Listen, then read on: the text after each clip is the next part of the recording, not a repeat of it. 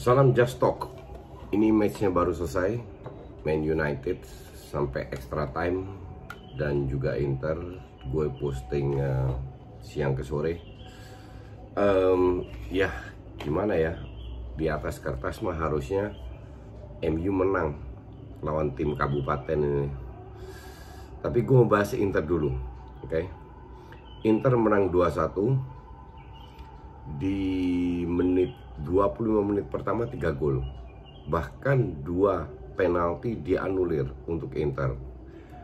Apakah layak menang? Ya, seperti MU pun layak menang, layak lolos, Inter pun layak lolos. Hanya pertandingannya jauh lebih seru daripada MU. Kenapa lebih seru? Karena kedua tim bermain terbuka. Oke, Inter ball possession 41%, Leverkusen 59%. Tapi peluangnya jauh lebih banyak Inter dengan direct football. Salah satu yang hebatnya Inter plus poinnya adalah mereka berani melakukan passing-passing ke depan, nggak dikit-dikit ke belakang, tapi ada celah passing ke depan. Dan yang namanya Lukaku itu benar-benar dimanfaatkan untuk kontrol bola. Itu nyaris nggak ada orang bisa ambil rebut bola dari Lukaku. Ini sebuah plus point yang gue bilang pinter dari Conte memanfaatkan Lukaku ya.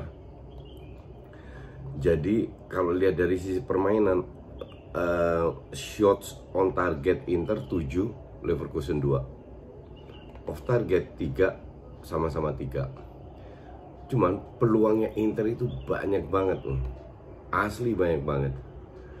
Dan di samping defense-nya Leverkusen bagus, berapa kali kena blok, tapi kalau nggak kena blok masih ada kipernya. Oke.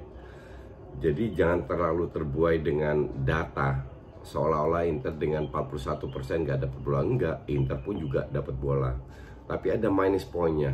Gue bilang terutama pemain tengahnya Inter tuh terlalu banyak dribbling yang nggak perlu sama sekali. Pada saat Eriksen masuk, baru dia bermain kelihatan lebih smart, kayak through pass-nya ke Alexis. Ada beberapa lah. Dan Leverkusen ya dapat peluang juga, cuman gue bingung itu di depan gawang yang harusnya shooting, yang namanya Diaby itu bisa 2 kali minimal dia dapat kesempatan shooting, enggak, di dribbling lagi, di passing lagi, dribbling, hilang peluang. Kai Havertz ya main so-so gitu-gitu aja, walaupun dia cetak gol, tapi kalau gue bilang kelihatan pikirannya itu udah nggak di Leverkusen. Pikirannya dia itu yang di benak dia itu benar-benar sudah mau pindah. Kelihatan nggak terlalu fokus dan nggak bisa jadi pemain bintang yang bisa mengangkat timnya. Sebenarnya secara overall permainan Leverkusen cukup bagus, serangan dari kiri ke kanan, cuman ya lu butuh pemain juga yang bisa membuat pembedaan, dan itu dimiliki oleh Inter ya. Bahkan Lukaku sampai jatuh pun masih bisa cetak gol. Dan Leverkusen ini murni kalah karena kualitas pemain Leverkusen ya gue bilang ya sangat mediocre lah. Setelah Bailey masuk lebih sedikit berbahaya, tapi nggak ada si siapa namanya Wendel masuk juga. Belarabi ini parah banget, beruntung nggak dapat penalti gitu. Sementara di pihak Inter, Moses bermain cukup not bad, cukup bagus. Eriksen main cukup bagus. Alexis Sanchez pun ya so-so, sama Skriniar. Jadi praktis tidak banyak berubah dari permainan Inter. Very direct, memanfaatkan ruang yang diberikan oleh Leverkusen, karena Leverkusen jeleknya di end passingnya buruk sekali, sehingga berkali-kali bisa di counter balik sama Inter. Maka dari itu gue bilang Inter slightly lebih bagus, ball possession dari sisi permainan Leverkusen lebih bagus, tapi murni menang dari efektivitas karena kualitas pemain Inter di atas Leverkusen. memang berjalannya pertandingan ini kalau gue bilang nggak bisa diprediksi, saling menyerang lah. Cuman Leverkusen jelek banget dari sisi finishing ya, sangat buruk malah. Maka dari itu berdasarkan itu mereka nggak layak lolos, sesimpel itu. Dan beruntung Inter yang lolos. Ntar ketemu Shakhtar atau Basel akan seru. Sementara di pihak ke sebelah semoga Sevilla lolos dan ketemunya si siapa namanya MU. Oke. Itu kira-kira sedikit soal Inter yang layak lolos. Tapi kalau ketemu tim kayak Sevilla gitu nggak bisa main kayak begini. Bahkan ketemu Shakhtar pun dribblingnya itu harus dikurangin, harus bermain as a team. Direct football is okay, tapi gue nggak yakin.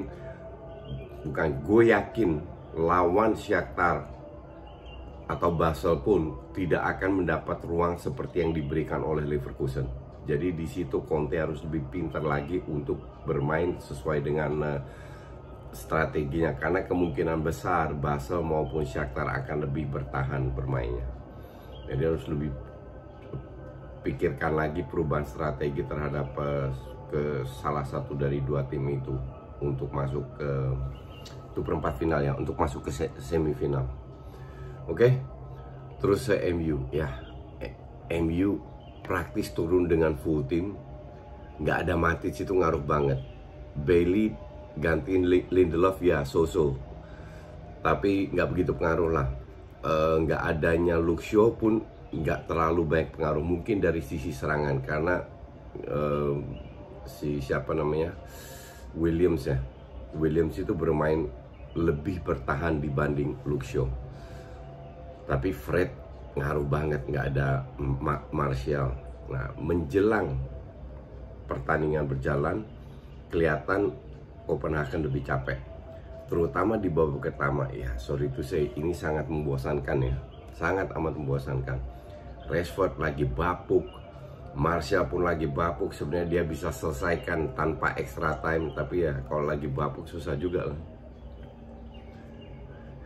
Bruno Fernandes passing yang lebih bagus. Ini yang jadi masalah. Kalau lu punya tim tergantung oleh seorang playmaker yang memberikan umpan ketiga pemain depan, playmaker ini lagi nggak bagus mainnya ya, serangannya selesai. Beda dengan Liverpool contoh, nggak punya playmaker, tapi dua pemain itu turun untuk membangun serangan dengan tiga pemain tengah yang nggak ada playmaker. Jadi beban antara serangan kalau di Liverpool itu rata, kalau di MU itu terlalu tergantung oleh seorang Bruno. Dan ini Copenhagen ini mereka udah bermain semaksimal mungkin ya. Serangan berapa kali itu di babak pertama MU itu diserang balik loh. Bukan diserang lewat counter, tapi berkali-kali dikurung lah. Makanya gue tweet kan, ini MU yang merah atau yang putih? Maksud gue kalian tau lah bahwa Copenhagen ini imbang, tapi karena kualitas pemainnya ya mediocre banget, sehingga end passing kreativitas itu nggak ada sama sekali di pihak Copenhagen. Nah, tambah lama berjalan, terutama di babak kedua itu tambah lebih banyak lagi. Kalau orang bilang 12 shots on target, shootingnya juga ke arah kiper.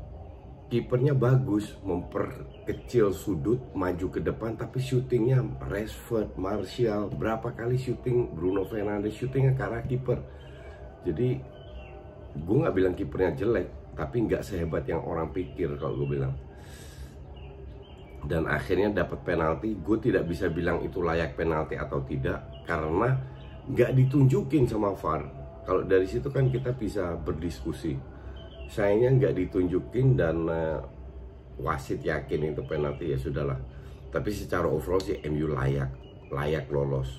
Tidak dari sisi permainan, tapi murni dari sisi kualitas pemain yang jauh lebih bagus daripada Copenhagen. Dan kelihatan Copenhagen tambah lama, terutama di extra time itu tambah menurun fighting spirit, dan di sana panas banget ya kelihatan.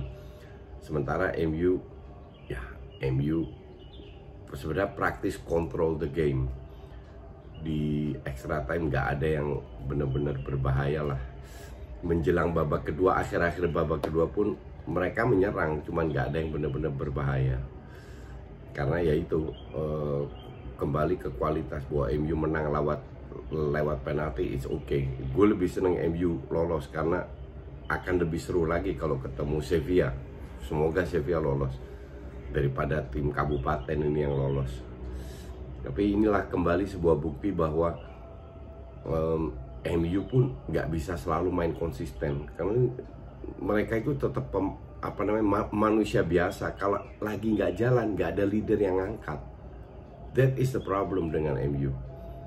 Garansi apa Bruno Fernandes akan bermain bagus? Nggak ada yang bilang itu juga, nggak bisa diprediksi. Kalau main kayak tadi, hampir semua trupasnya Gatot semua. Passing yang berhasil cuman ke kiri, kanan, belakang. Jadi bukan untuk match ini, tapi untuk match ke depan, gue rasa Ole harus punya PR kedua kalau mau ketemu Sevilla. Sevilla itu jauh lebih sangar daripada ini. Oke, kira-kira gitu. Dua tim ini kita ketemu lagi di next match. Thank you for watching.